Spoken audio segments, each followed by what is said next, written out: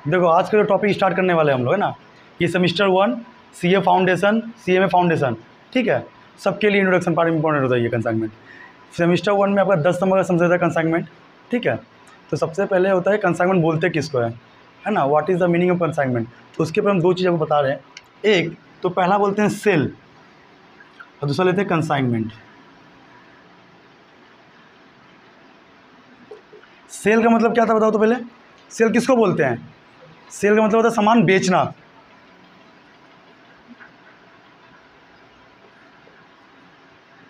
है ना।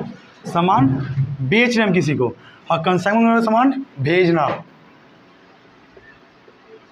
सामान हम क्या कर रहे हैं? भेज रहे हैं किसी को। दो चीज़ बोले, फिर से रिपीट कर रहे हैं हम। सेल का मतलब होता है आपका कि सामान बेच रहे हैं, और कंसाइनमेंट क्या होता है? सामान भेज रहे हैं। बेचे नहीं अभी तक हम। तो दोनों में पहले मीनिंग क्लियर हो गया ना कि सेल का मतलब क्या होता है? सामान, जोर से बोलो। और कंसाइनमेंट मतलब क्या होता है? भेज रहे हैं हम, ठीक है। बट ये होता कैसे है, प्रोसीड्यूर क्या है, करते क्यों है? They are the several type of question है ना। तो उसके पहले छोटा सा एग्जांपल और लेते हैं। इसको मेरा ये क्लियर होना पहले। सेल का मतलब क्या होता है? बेचना। कंसाइनमेंट मतलब होता है सामान भेजना, ठीक है।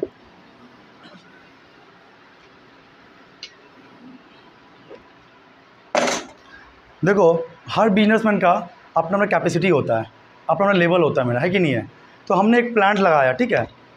उस प्लांट का एक जो प्लांट आपने लगाया, उस प्लांट का कैपेसिटी कितना है मेरा? 1 लाख यूनिट्स। कितना बोले हैं? 1 लाख यूनिट्स। बट आप जिस रीजन में रहते हो, जिस लोकेशन में आप रहते हो, स्टे करते हैं, वहाँ आपका सेल कितना कर पाते हैं आप? 60,000 यूनिट्स। कितना कर पाते हो? 60,000 यूनिट्स। तो जिसके वजह से आप उस प्लांट का जो प्रोडक्शन है उसका 1 लाख का क्या होता है? ये अनयूज हो जाता है 40,000 आपका। सोच के देखिए, आपका प्लांट का यूज़ कितना था प्रोडक्शन करने का? 1 लाख यूनिट्स। बट आप रीजन में सेल कितना कर पा रहे सर? 60,000। तो एक दूसरे आदमी ने बोला सर आपका प्रोडक्ट तो अच्छा चल रहा है, आप अपने रीजन से तो बाहर निकलिए ना। खाली अपना रीजन में रहने से चलेगा काम? तो आपका यूनिट तो सेल नहीं कर पाइएगा। और ये जो 40,000 है मेरा, तो वेस्ट चल जाएगा मेरा। हाँ सर, वेस्ट का प्रोडक्शन ही मत कीजिए। अगला आदमी ये भी क्वेश्चन करेगा ना कि आपका प्रोडक्शन करने को ना, प्रोडक्शन मत कीजिए। हम देखो प्रोडक्शन नहीं करेंगे, ठीक है, बट जो सर्विस जो देता है मशीन का, वो तो वेल्थ हो जाएगा मेरा। क्योंकि आप मशीन को 1 लाख यूनिट प्रोडक्शन कर सकते थे, लेकिन आप कितना में स्टॉप कीजिएगा? 60,000। तो 40,000 पैसा जो जा रहा वो वेस्ट हो जा रहा मेरा। कि मशीन का कैपेसिटी हम फुल, अगर बात करें मशीन का, तो क्या फुल यूटिलाइज़ किए मशीन का? आप फुल यूटिलाइज मशीन का नहीं कर पा रहे सर जी। ये सबसे बड़ी प्रॉब्लम हो गया मेरा, है कि नहीं है। तो इसके चलते हमको क्या करना पड़ेगा? हमको अपना दुकान शिफ्ट करने नहीं जा रहे हम, बात समझना। हम अपने रीजन में रहना है, और दूसरे जगह पे हमको क्या करना पड़ेगा? अपना प्रोडक्ट को सेल करना पड़ेगा। ये भी एक कैटेगरी होता है। तो ये होगा कैसे? ये पॉसिबल कैसे हो पाएगा मेरा? कुछ तो कोई बुद्धि लगाना पड़ेगा बिजनेस में, कि नहीं है, ठीक है। तो इसके लिए अब आते हैं प्रैक्टिकल में। अब होता क्या ये वाला बात। हमने आपको कहा कि हमको अपने रीज़न छोड़ना नहीं है, हमको अपने रीज़न में रह के अपना सेल को बढ़ाना होता है कि नहीं है। अभी मैंने आपको हम प्रोडक्शन अपना घर में ही करेंगे, लेकिन दूसरी जगहों को जाना नहीं पड़ेगा। कैसे, तरीका क्या है? तो इसका एक तरीका बता रहे। पहला देखो, अच्छा गुड्स का जो कंपनी जो चलाता है उसे ओनर बोलते हैं या बिजनेसमैन, है ना। ओनर जो बैठा हुआ है वो कहाँ बैठा हुआ है आपका? कोलकाता में। बात समझना, कहाँ है वो? कोलकाता में। उसको जो है अपना सप्लाई कहाँ भेजना है? आपका महाराष्ट्र है, मुंबई में लेते हैं हम लोग। उसको जो है अपना कंसाइनमेंट जो है ना मुंबई में भेजना होगा।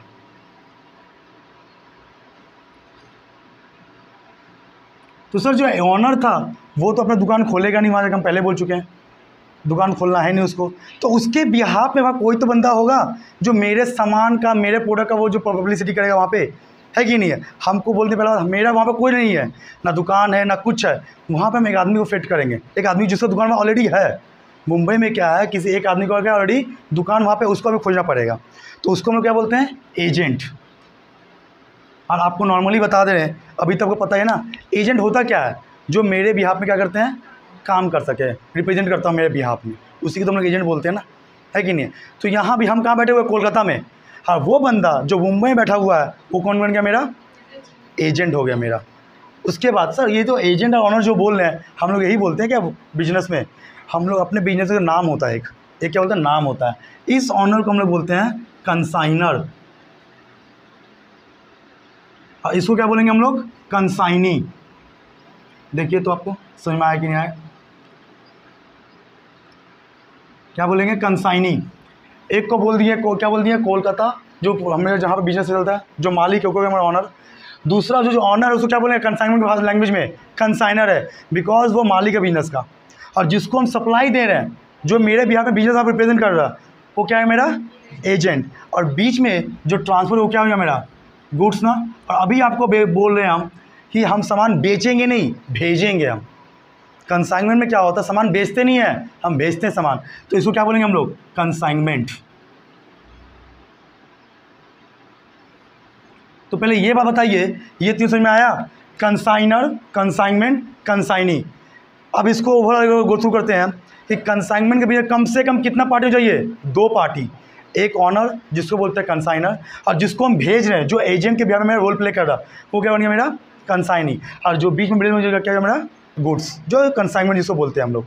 तो इससे क्या पब्लिसिटी हो गया, क्या सर, हम अपना स्टेट चेंज किए नहीं, हम अपने दुकान में खड़े हैं, मेरे बिहाफ में वो बंदा मेरा सामान को सेल आउट करेगा। अब क्वेश्चन ये आता है, वो सेल करेगा ही क्यों, उसको क्या बेनिफिट मिलेगा, है कि नहीं है। वो जो आप उसको माल सामान जो भेज रहे हैं, गुड्स जो भेज रहे हैं, ये बताइए, ऑनर जो काम करता है, जो बिजनेस में काम करता है, किसके लिए वर्किंग करता है, वो जो वर्क करता है किसके लिए, बहुत जोर से बोल, सही बात बोलियो। तो कंसाइनर जो वर्क करता है वो किसके लिए करता है, प्रॉफिट के लिए सर, हाँ या ना। तो कंसाइनी को क्या हमने प्रॉफिट देंगे हम, कंसाइनी मेरा बंदा तो है नहीं, पार्टनरशिप, प्रॉफिट किसको देते हैं, जो पार्टनर होता है मेरा, पार्टनर रहता है मेरा। और कंसाइनी में पार्टनर नहीं, एजेंट है मेरा, वो मेरे बिहाफ में काम करता है, तो उसको हम क्या देंगे, कमीशन। यानी कंसाइनी जो वर्क काम करेगा वो किस पे करेगा, कमीशन बेसिस पे काम करेगा। कि उसको सीधे बोलेंगे हम कि जो आप सामान बेचिएगा उसको क्या मिलेगा, कमीशन मिलेगा। यहाँ तक क्लियर, कोई डाउट यहाँ तक। तो हमने क्या किया, कोलकाता में रह के अपना सामान कहाँ भेजा, मुंबई में। अब मुंबई में वहाँ कंसाइनमेंट में जो कंसाइनी है वो मेरा माल बेचेगा। लेकिन एक बात और सर, उसके पास जो सामान जो जा रहा उसके ब्याह में जो खर्चा है, गुड्स का प्राइस, ये कौन पे करेगा। तो एक बात बता रहे हैं, सेल में क्या होता है, इंस्टेंट हम लोग क्या करते हैं, ऑनरशिप ट्रांसफ़र करते हैं, बट कंसाइनमेंट में हम ऑनरशिप ट्रांसफ़र नहीं करते सर जी। क्यों, क्योंकि उससे ये कॉन्ट्रैक्ट होता है कि जब तक वो सामान, वो आइटम्स नहीं बिकेगा, आपसे एक पैसा लिया नहीं जाएगा। ठीक है, जैसे बोलते हैं सेल्स में, बोलो अरे भैया माल रखिए ना, आप जब बिकेगा तब दीजिएगा हमको, अभी आप पैसा नहीं ले रहे हैं।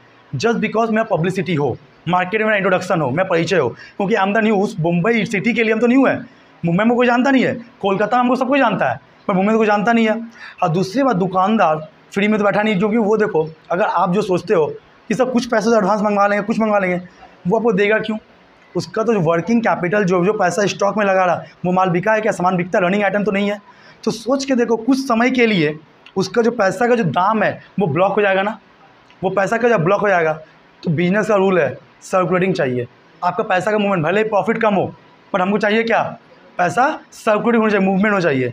तो उसको हम फोर्स नहीं करते हैं। वो देखिए, आपसे पैसा एक पैसा नहीं लिया जाएगा, आपसे जो है एक पैसा नहीं लिया जाएगा, आपको खाली सामान रखना है, कस्टमर को भेजना है, उसके बाद जो डीलिंग होगा। बट उसके पहले क्या कुछ खर्चा आता। अब देखो बात करते हैं एक्सपेंसेस का। सर जैसे यहाँ कंसाइनर है मेरा, तो कंसाइनर का क्या खर्चा हो सकता है सर जी। पहला, कॉस्ट ऑफ मटेरियल, क्या हो जाएगा, कॉस्ट ऑफ मटेरियल, जो वो सामान भेज रहा है मेरा। उसके बाद freight expense, loading unloading, loading charges. उसके बाद आएगा इंश्योरेंस, है कि नहीं है। There are the several types of expenses जो कंसाइनर करता है। कहाँ पे, वो मुंबई भेजने के लिए। सर आप जब यहाँ सामान वहाँ जा रहा, खर्चा की है, जब वहाँ जब पोर्ट पे आता है, जब स्टेशन में सामान उतरेगा, वहाँ भी तो खर्चा है ना, वहाँ भी तो खर्चा है। वहाँ पे क्या खर्चा होगा, वहाँ भी सोचिए, देखो तो पहला वहाँ भी आएगा ना अनलोडिंग चार्जेस, उसके बाद टैक्स, और क्या हो सकता है, फ्रेट, है कि नहीं। उसके बाद सामान रखने के लिए आपको क्या देना पड़ेगा, रूम का रेंट देना पड़ेगा। उसके बाद और क्या सकते हैं, बोलो जोर से बोलो। इलेक्ट्रिक बिल, हाँ होगा, कहीं नहीं होगा, इलेक्ट्रिक बिल। उसके बाद क्या बोलते हैं उसको, सिक्योरिटी चार्ज, गार्डिंग चार्जेस नहीं होता, गार्ड वगैरह का, वो भी गार्ड चार्जेस। उसके बाद सर ये चार्जेस देने के बाद उसका अपना पर्सनल एक बेनिफिट मिलेगा, जिसको बोलते हैं क्या, कमीशन। याद करो,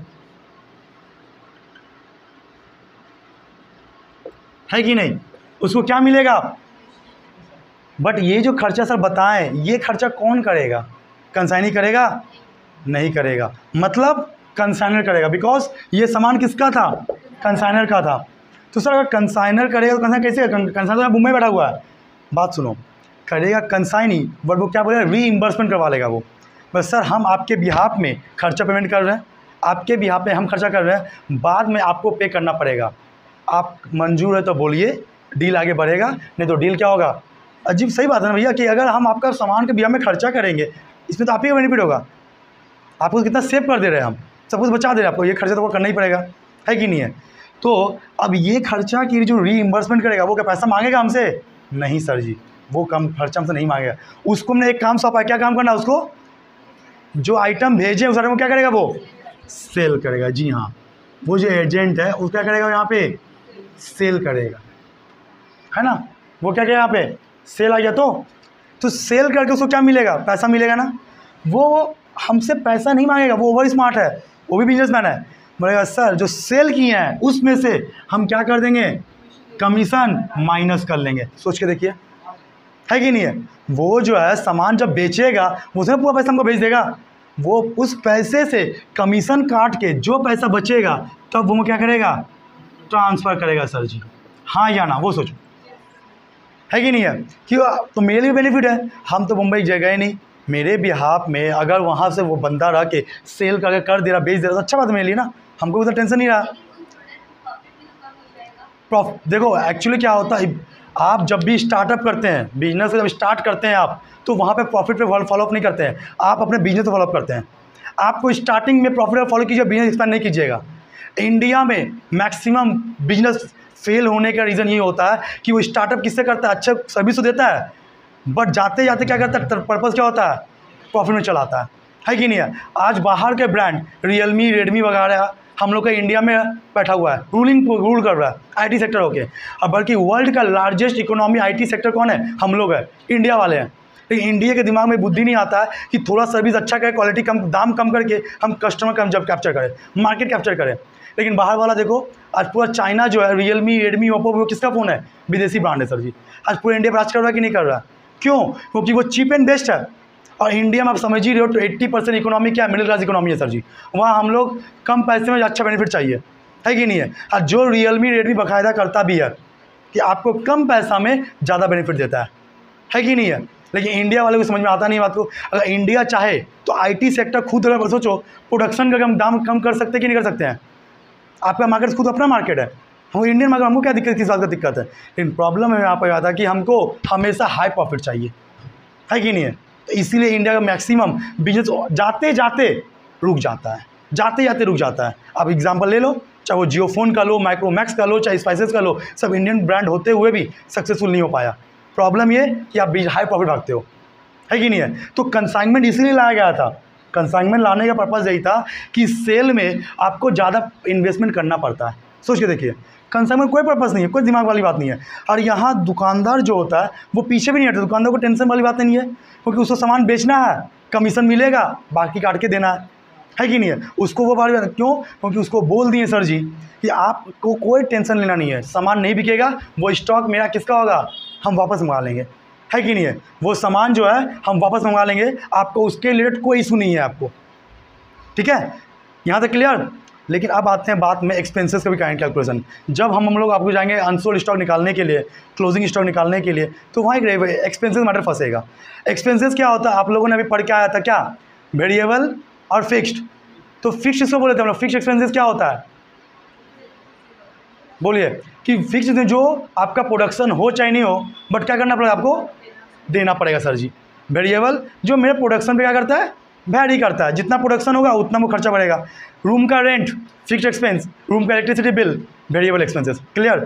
बट यहाँ पे फिक्स्ड वेरिएबल, यहाँ पे हम लोग करते हैं रिकरिंग, नॉन रिकरिंग। बात देखो यहाँ पे देखो, ये जो मार्क कर रहे हैं अनलोडिंग, टैक्स, ड्यूटी, फ्रेट, इसको बोलते हैं नॉन रिकरिंग एक्सपेंसेस। क्या बोल दिए हैं, एनआर का मतलब बता दें, नॉन रिकरिंग एक्सपेंसेस। और इसके नीचे लिखे हुए हैं रेंट, बिल, गोडाउन का भाड़ा या गार्डिंग चार्जेस, क्लीनिंग चार्जेस, वो क्या होता है मेरा revenue expenses, recurring expenses, sorry, revenue recurring expenses. तो यहाँ पे कंसाइनमेंट का जो खर्चा होता है वो फिक्स्ड वेरिएबल नहीं तोड़ते हैं, हम कितने तोड़ते हैं, रिकरिंग में, नॉन रिकरिंग में। फिर सेकंड क्वेश्चन आता है कि सर जी बताइए रिकरिंग किसको बोलते हैं, नॉन रिकरिंग किसको बोलते हैं। फिर से बता रहे हैं, अब सोचो बात को, जो हम आइटम भेजें, ये जो कोलकाता क्या नाम है, कोलकाता से जो हम मुंबई में भेजें, उसके लिए हम एक ही बार अनलोडिंग चार्जेस देंगे, लोडिंग एक ही बार देंगे, टैक्स एक ही बार करेंगे ना। लेकिन सोच के देखो, जब ये स्टॉक घर में पहुंचता है, हो सके उस मंथ में वो आधा स्टॉक बिका, आधा स्टॉक घर में था, तो सोचो रूम का रेंट जनवरी का भी दिए, फरवरी का भी देना पड़ेगा। तो आपने एक ही स्टॉक के लिए दो बार एक्सपेंस किए हैं आप, है कि नहीं है। रूम का जो रेंट है 2 बार दे चुके हैं आप, इसीलिए इसको क्या बोलते हैं हम लोग, रिकरिंग एक्सपेंसेस, इसको क्या बोलते हैं, नॉन रिकरिंग एक्सपेंसेस। लेकिन सर कंसाइनी के लिए बोले, कंसाइनर के लिए क्या होगा, ये जो कंसाइनर का जो एक्सपेंसेस है, ये बताइए क्या होगा, रिकरिंग या नॉन रिकरिंग, जोर से बोलिए, नॉन रिकरिंग होगा। बिकॉज ये तो सामान भेज चुका है, ये जो आइटम भेज चुका है, उसके दोबारा खर्चा करेंगे क्या हम। सामान जो है कोलकाता पोर्ट से मुंबई पोर्ट में पहुंच चुका है, अब जो भी है हेडेक किसके ऊपर में, कंसाइनी के ऊपर में। अब कंसाइनी वहाँ बैठा हुआ है, वहाँ पे कंसाइनर का दोबारा खर्चा नहीं होगा, है कि नहीं है। तो इसीलिए इसको क्या बोलेंगे हम लोग, नॉन रिकरिंग एक्सपेंसेस। यहाँ तक क्लियर। चलो यहाँ पर जल्दी कॉपी करो। देखो यहाँ से तो क्लियर है कि सेल में क्या था, हमको बेचना पड़ा था, बट कंसाइनमेंट बिजनेस ऐसा बिजनेस है जहाँ पे आपको बिजनेस शिफ्ट करना नहीं पड़ेगा, है कि नहीं है। कम पैसे में आपका पब्लिसिटी ज़्यादा दूर तक चल जाएगा, है कि नहीं है। एक स्टेट को नॉर्मल बिजनेस तो यही करता है। स्टार्टअप जब कोई बिजनेस करने आता है एक स्टेट से दूसरे स्टेट, एक लोकेशन दूसरे लोकेशन में, आप लोग भी यही करते हैं, हम लोग भी सब आदमी यही करता है, ठीक है। पूरे बिजनेस को एक जगह पर दूसरे, एक प्लेस से दूसरे प्लेस सेटअप नहीं कर सकते सर जी हम लोग, ठीक है। तो हम लोग क्या करते हैं, गुड्स भेज देते हैं, ठीक है।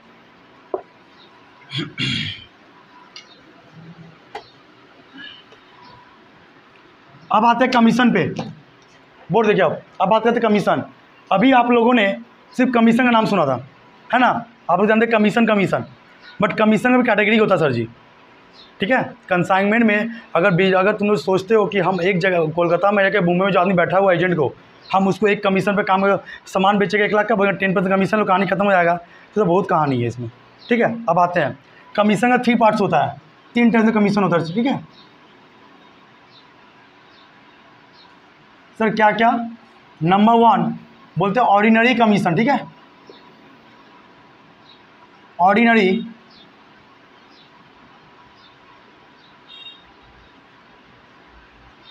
सर, ऑर्डिनरी कमीशन किसको बोलते हैं, बात सुनो पहले। ऑर्डिनरी कमीशन का मतलब होता है वो कमीशन सिंपल कैलकुलेशन, यहाँ कोई भी क्रेडिट सेल या सेल की बात नहीं है। आप सेल कीजिएगा भैया, आपको 2% या 5% आपको कमीशन दिया जाएगा, सेल के ऊपर दिया जाएगा। आप सेल कीजिए, आपको कमीशन दिया जाएगा, ठीक है। लेकिन एक कमीशन दूसरा बता रहे हैं, नंबर 2, इसको बोलते हैं डेल कैडर कमीशन। ये आप लोग के लिए न्यू होगा, शायद पहले नहीं सुने होंगे आप लोग, ठीक है, क्योंकि टॉपिक ही नहीं आया था पहले आप लोग का, ठीक है। तो डेल कैडर कमीशन होता क्या, किसको बोलते हैं, सोच के देखो। जिस समय हमने अपना सामान या गुड्स जो मुंबई भेजे हुए हैं उसको बोले थे सेल करने, अब वो कैश सेल भी कर सकता है और क्रेडिट सेल भी कर सकता है कि नहीं है। जब से कैश सेल करेगा नो इशू, कोई प्रॉब्लम नहीं होगा। लेकिन जब क्रेडिट सेल करेगा, आपका सदर यहाँ कोलकाता में बैठ के ना मेरा बीपी हाई होगा। क्यों, क्योंकि तो क्रेडिट सेल कर चुके हैं, कलेक्शन मेरा ऊपर आ जाएगा, हम यहाँ बैठ कर कलेक्शन करने जाएंगे हम। उसमें से आपको पता है कि अगर क्रेडिट सेल करते हैं तो बैड डेट का जो झमेला होगा, कोई कस्टमर भाग जाएगा, कोई कस्टमर कुछ करेगा, कोई कुछ डैमेजेस का बात होगा। हम यहाँ बैठे बैठे ही करेंगे, बिजनेस संभालने बैठेंगे, वो बैड डेट कलेक्शन करने बैठे हुए हम, है कि नहीं है। तो हम लोग क्या करते हैं यहाँ पे बैठे हुए कंसाइनमेंट में, कंसाइनी को बोलते हैं, एजेंट को बोलते हैं कि देखिए भैया आप अगर सेल करते हैं आपको तो ऑर्डिनरी कमीशन देंगे ही देंगे, है कि नहीं है। लेकिन आपको मतलब ग्रीड, आपको एजेंट को क्या करना पड़ेगा, ग्रीड देना पड़ेगा, है कि नहीं है। सिंपल सी बात है, दुनिया में एक बात रखो कि बिना बेनिफिट का नहीं होता सर जी कुछ भी होता है। आप जितना बेनिफिट दीजिए हम उतना ही काम करेंगे। आपने कहा सेल करने, हमने सेल कर दिया, है कि नहीं है। तो इसीलिए उसको जो डेल कैडर कमीशन दिया जाता है उसको बैड डेप्ट के लिस्ट के देखो बात में, बैड डेप्ट या क्रेडिट सेल, यही तो सबसे बड़ा झमेला होता है। एक बैड डेप्ट, पैसा डूब गया, बैड डेप्ट रिकवरी करना पड़े, कौन करेगा, क्रेडिट सेल कौन करेगा। तो उसको बोलते हैं, देखिए आपको ऑर्डिनरी कमीशन के साथ साथ आपको क्या दिया जाएगा, डेल कैडर कमीशन। सर ये परसेंटेज, इसका भी समझ वही होगा, चाहे वो 2% दे चाहे 5% दे, है कि नहीं। तो वो सोचो दिल से काम करेगा ना, अपना मन से काम करेगा, क्योंकि वो सोच रहा है कि सर 2-2 कमीशन मिलेगा हमको।